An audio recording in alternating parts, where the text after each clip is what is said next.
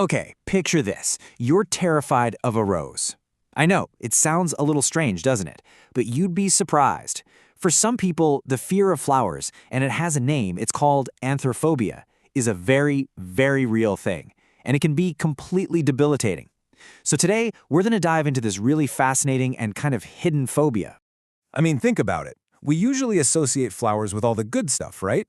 Beauty, celebrations, joy. So how on earth does that image just completely flip on its head? How does something so delightful become a source of genuine, intense fear? Well, that's the big puzzle we're going to try and unpack here. All right, let's get right into it. To really get a handle on what we're talking about, we need to put a name to it. So, welcome to the world of anthophobia. So what exactly is it? Well, the official definition is an intense and irrational fear of flowers. And honestly, those two words are everything. Intense and irrational. We're not just talking about, not liking the smell of lilies or something. No, this goes way, way beyond that. It's a really deep-seated phobia that can have a huge impact on someone's life. And get this, the triggers can be surprisingly broad. It's not just about, being handed a bouquet or walking through a garden.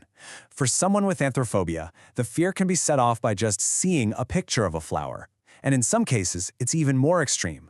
Just the thought of a flower can be enough to trigger a full-blown reaction. Isn't that wild?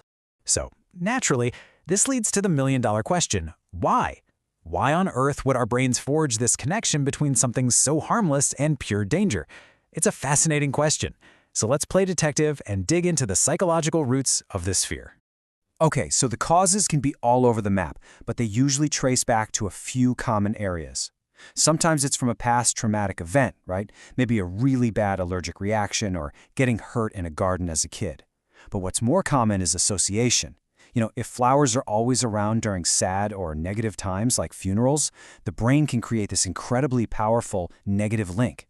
It could also be a fear that's learned from someone else, like a parent, or it could even be a symptom of a much broader anxiety disorder.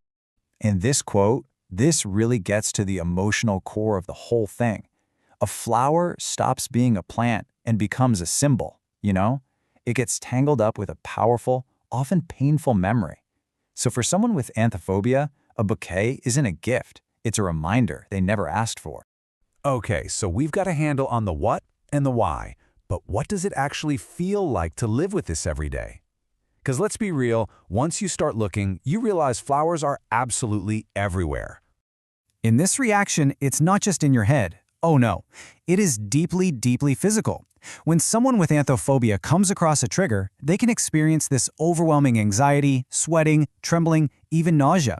It's basically the body's emergency alarm, that fight or flight response kicking into overdrive. So what do you do to avoid feeling like that? Well, you start avoiding the triggers, and that can mean you stop going to parks. You say no to weddings. You might even have to avoid certain aisles in the grocery store.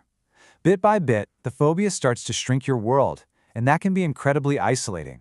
But, and this is a really important but, here's the good news. This is not a life sentence. Not at all.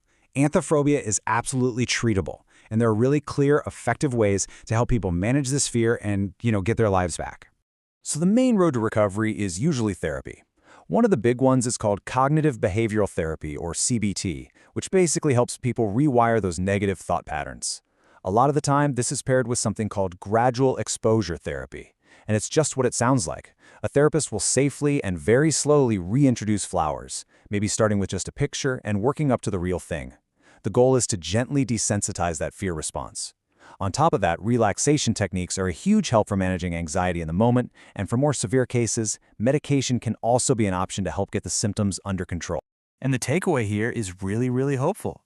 With the right support and the right tools, people can absolutely dial down that fear and get back to enjoying everything life has to offer, flowers and all. All right, so for our final thought, let's just zoom out for a second. What can this one very specific fear teach us about something much bigger, like empathy and how we understand what other people are going through? Learning about anthophobia is a powerful reminder that a phobia isn't a choice. It's not a weakness. What seems totally irrational to you or me can be a source of genuine terror for someone else. And that kind of leaves us with a big question to chew on, doesn't it? What other fears out there do we just write off all because we don't happen to share them?